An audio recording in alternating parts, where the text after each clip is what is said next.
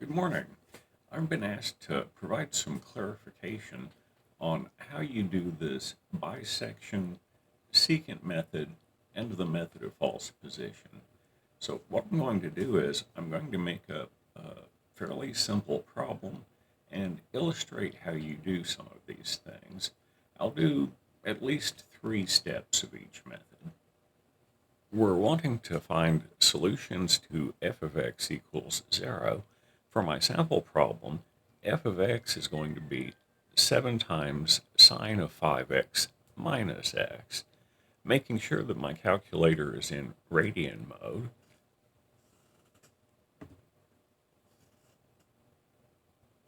the graph of my function looks this way.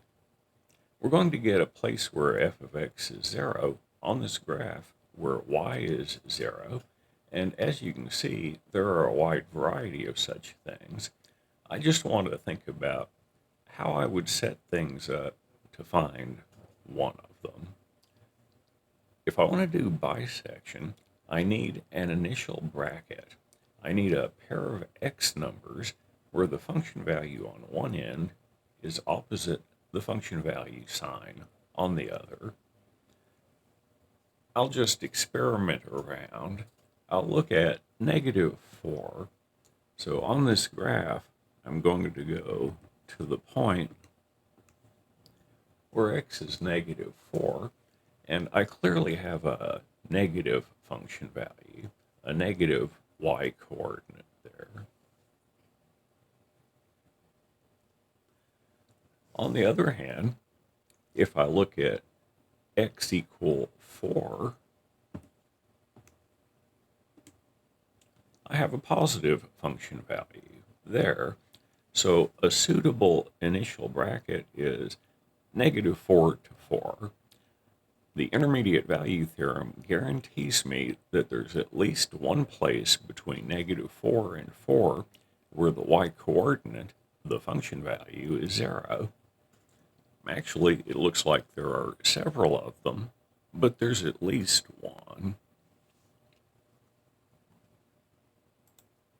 So my initial bracket goes from x equal -4 to x equal 4, and when I write f with a little minus sign, I mean that the y coordinate, the function value, is negative when x is -4, and positive when x is 4. The bisection method is going to be very nice for this particular problem and this particular bracket.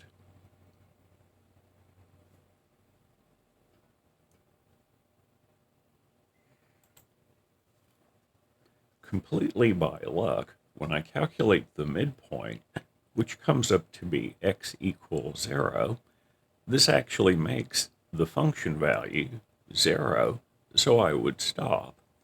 Usually that doesn't happen though. It was just luck here. It'll be more informative to not have such a nice initial bracket. Looking at the graph, when x is -3, the function value is still negative, and we already know that when x is 4, the function value is positive.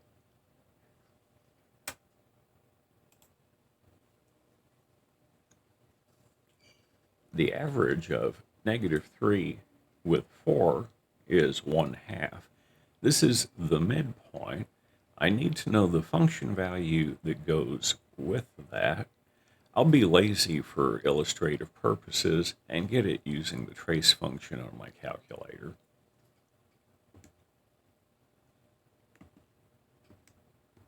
I'll make the x equal to 0.5. You can see that the function value is positive there.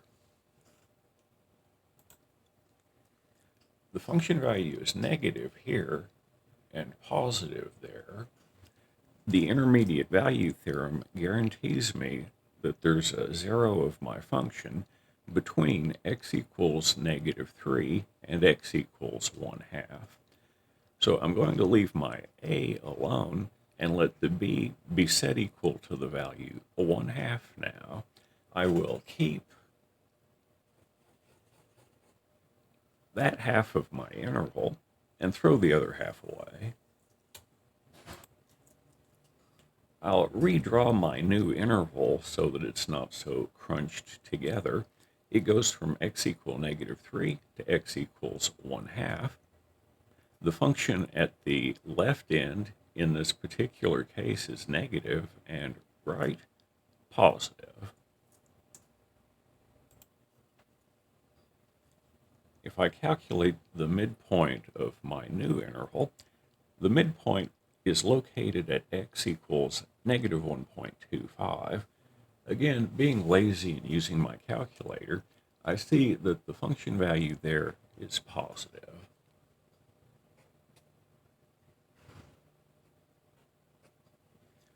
So once again, I want to maintain a bracket. F is negative there and positive there. Somewhere between x equals -3 and x equals -1.25 lies a solution to the problem. Here the function is positive, here it is also positive. The intermediate value theorem doesn't guarantee that I have a 0 in there. So just as before, I'm going to keep the left side and throw the right side away.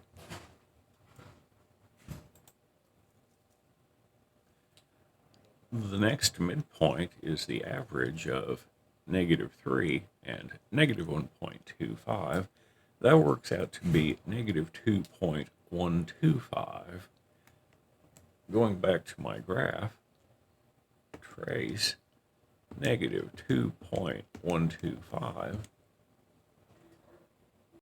turns out to be positive again. So if I wanted to continue this, I would keep the negative function value, positive function value bit. I would keep this chunk, throw that chunk away. -2.125 would become my new b value, and then I could continue averaging -3 and -2.125 gives me -2.5625. That's the location of my midpoint. I have to check the function value as well.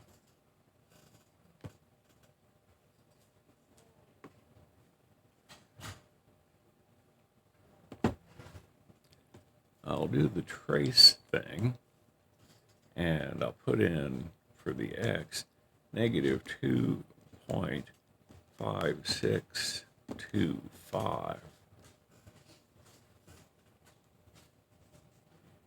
And this time, the function value is still positive. If we wanted to, we could continue doing this by hand as long as we wanted. Sometimes, depending on the bracket, you will remove the right-hand side. Sometimes you'll remove the left-hand side. It's decided by which one is going to maintain a bracket for you. To do Newton's method, I'll start with some rough estimate of a0 of the function, and then I will refine it using old x minus the function value at the old x divided by the derivative at the old x. There is a danger here. This particular function we're looking at has various local maximums and minimums to it. There are places where that f prime of x will be 0. If I get on one of those places or close to it, I may be doing division by 0 or division by some number that's very close to 0, and that could cause Newton's method to go crazy. So we're going to have to give it a reasonably good estimate for a solution that is not relatively close to one of those high or low spots. So let's say I'm looking for a positive x that will make this work. I've moved my cursor around, and I'm going to zoom in.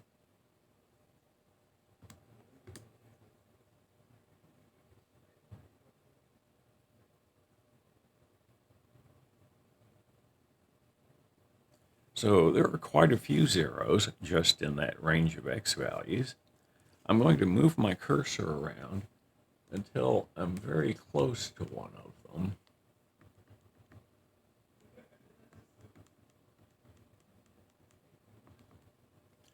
So x equals 2.4 is pretty close. So I'll take that as my initial estimate.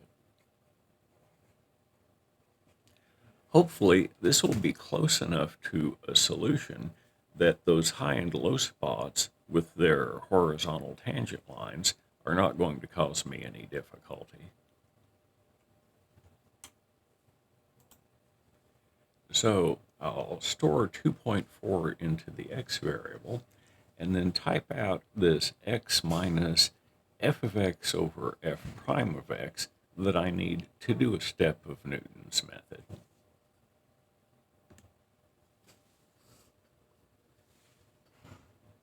I get about 2.615. On my write-up, I would write that down on my list. As far as calculating the next one goes, I'm going to store that number into the x variable, secant enter, and recalculate. I would write that number down as my next estimate. I'll store this into the x variable.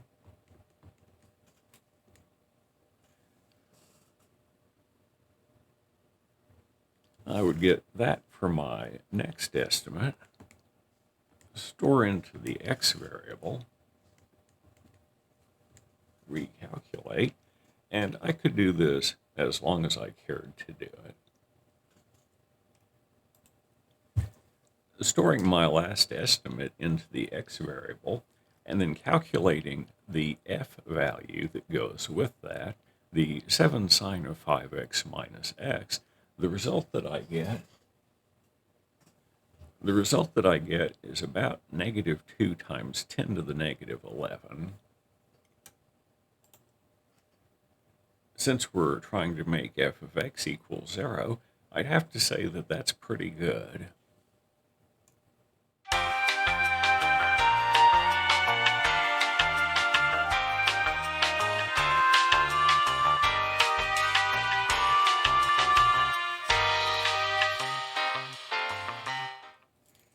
In the secant method, we begin with two estimates of our solution, which I'll call x old and x mid for purposes of reference.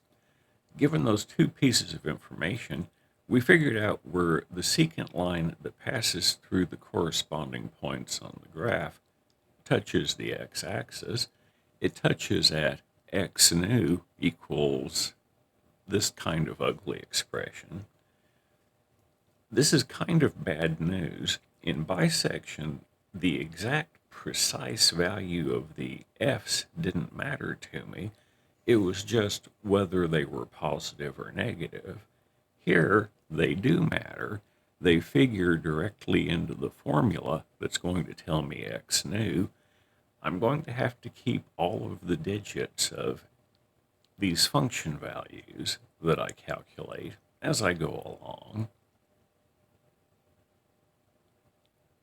To get started, I'm going to need to have two estimates for my solution.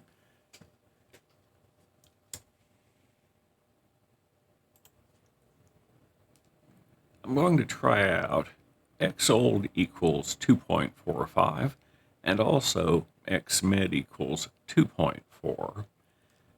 A concern is I might accidentally have two places that had the same or very nearly equal function values. I might be dividing by 0 or dividing by a very small number. So this is something to worry about. Hopefully these two numbers are close enough to a solution that that won't be an issue.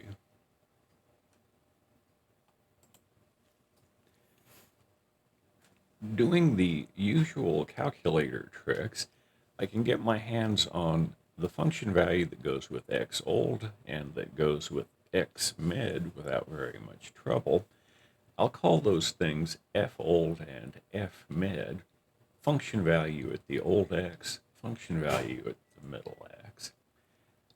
A person is obviously thinking to themselves, are there no calculator tricks that would allow me to do all this stuff? The answer is yes, but it becomes so cumbersome that you probably don't want to actually do it. So to do the calculations by hand, since I'm only going to do this a couple of times, I'll just type the numbers in.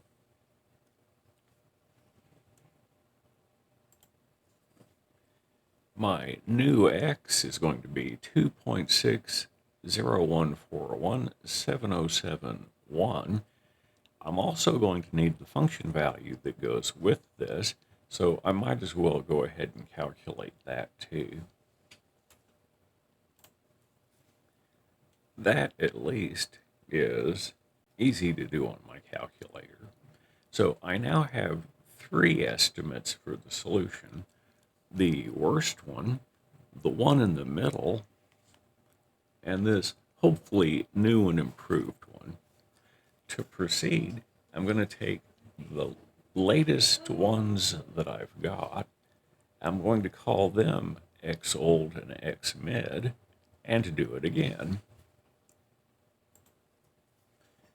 In the next calculation, I'm going to have x old equals 2.4 with a corresponding function value. This is what I used to call x mid.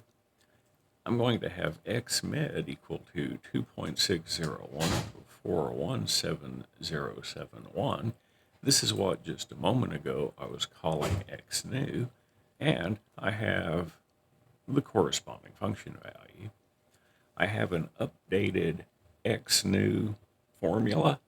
X new is whatever my x mid is, which is now going to be that, minus the function value that goes with that number, times the fraction that we had before.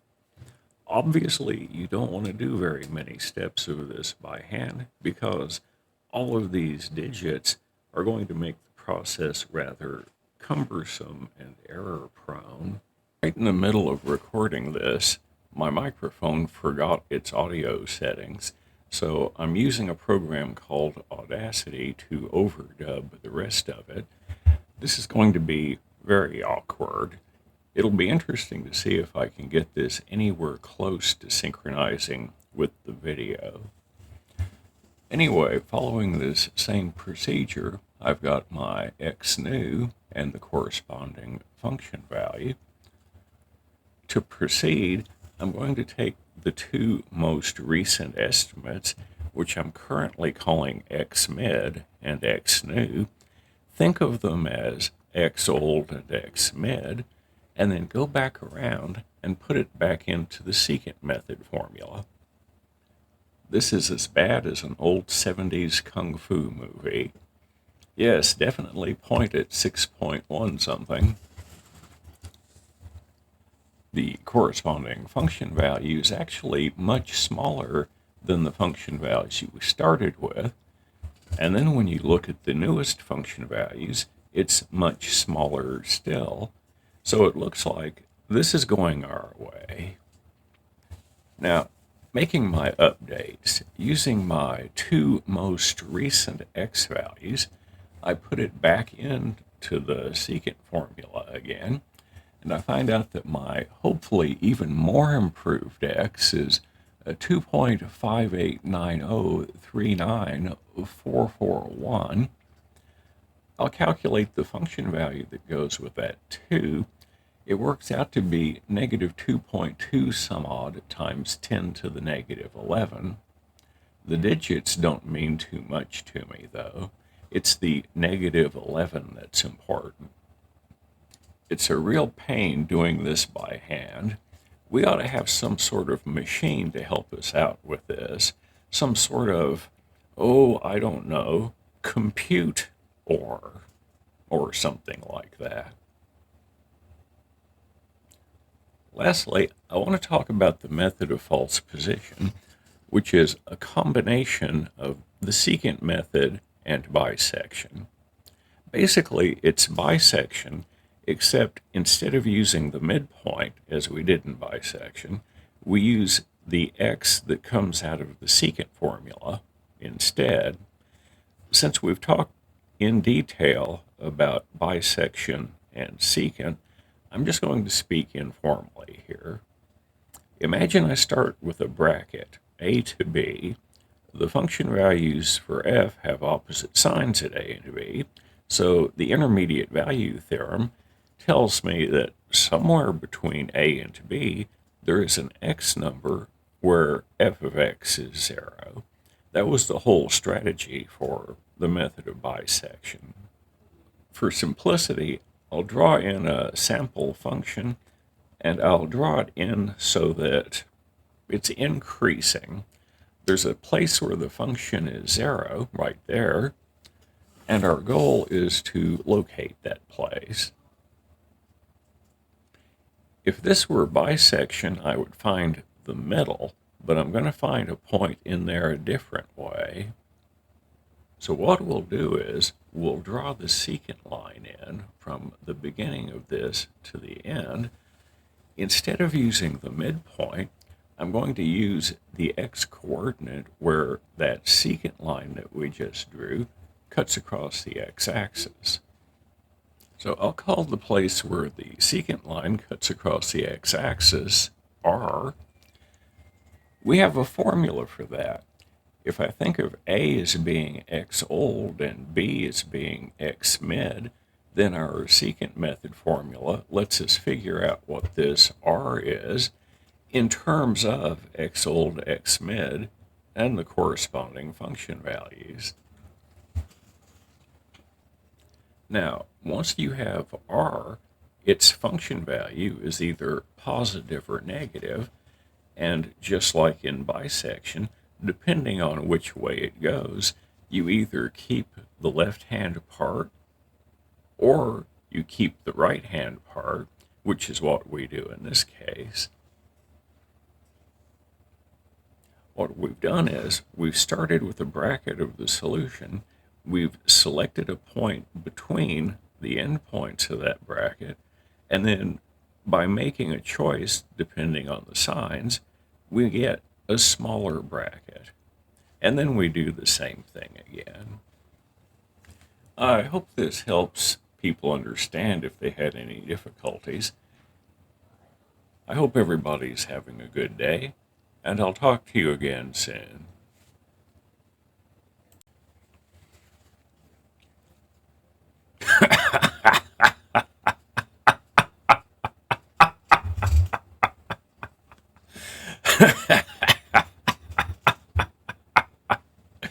Oh, this editing is terrible.